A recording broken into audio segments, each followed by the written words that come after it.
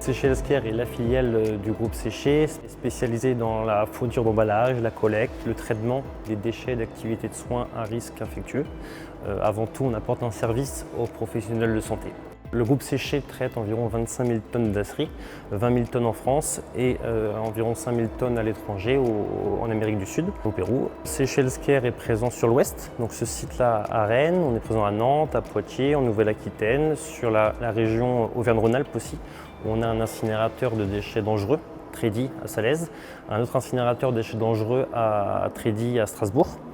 Donc, qui traite également les dasseries. On couvre vraiment une grosse partie du territoire français sur le traitement des dasseries. Ce site ici a été créé en 2012. On a 2 éco-stériles 250. On traite l'équivalent de 2000 tonnes de dasseries. Je travaille dans le groupe Séché depuis 1999. Je suis arrivé en 2020 ici à Saint-Gilles et je suis responsable production du site de Saint-Gilles. Nous allons traiter 2000 tonnes par an environ. Ça représente 32 à 35 tonnes par semaine. On travaille du lundi au samedi et les plages horaires, on va commencer à 5 h du matin jusqu'à 21 h pour traiter le déchet. On a 48 heures pour traiter un déchet une fois qu'il est entré sur notre site pour pouvoir le faire sortir. Nous utilisons des éco-stériles 250, donc notamment elles traitent 250 kg à l'heure. C'est un banaliseur, ça nous permet de passer un déchet du stade infectieux à non infectieux, donc du stade dangereux à non dangereux. Donc la première étape, c'est on broie le déchet, on le rend méconnaissable, on le préchauffe et ensuite on le maintient en température pendant une certaine durée, notamment 1 heure, pour que ça soit désinfecté. L'avantage de ce site-là et de la banalisation, c'est un traitement de proximité. On va réduire notre empreinte carbone en traitant les dasseries qui sont collectées à Rennes ou dans les environs. On les traite sur site, on réduit le volume de déchets à transporter après la banalisation vers un site en capacité de traiter les déchets non dangereux.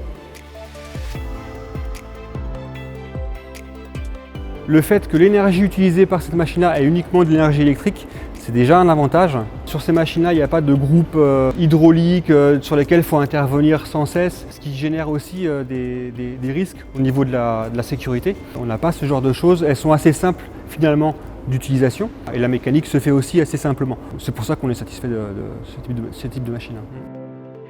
Travailler sur les éco-stériles, pour moi, je me rends le travail assez facile parce que le service après-vente déjà, parce que c'est mon premier interlocuteur, le constructeur, donc éco-stériles, ils sont assez réactifs. Lorsque j'ai besoin des pièces détachées, ils en ont en stock. Les délais sont assez courts. Ça nous permet de réduire nos délais d'intervention et pouvoir minimiser le temps d'arrêt de nos machines. C'est des machines qui sont homologuées, qui ont été testées aussi par d'autres entreprises. On sait qu'on travaille en sécurité. Les joints et les différents outils qui sont en place sur la machine fait que voilà, on ne se met pas en danger. Nous, on va apporter juste en plus, par exemple, une formation habilitation électrique pour que l'opérateur puisse aussi travailler en sécurité par ses propres connaissances. Mais la machine en elle-même n'est pas dangereuse. Elle est aussi homologuée dans le sens où le traitement de ce déchet-là, qui arrive infectieux, qui ressort non dangereux, c'est attesté et testé trimestriellement par les différents laboratoires. Le dasserie est avant tout un déchet qui existe par précaution, parce qu'à risque infectieux. Les épidémies qu'on a connues dernièrement, donc le Covid, le Mpox, nous rappellent que l'importance d'avoir cette filière dasserie en cas d'épidémie.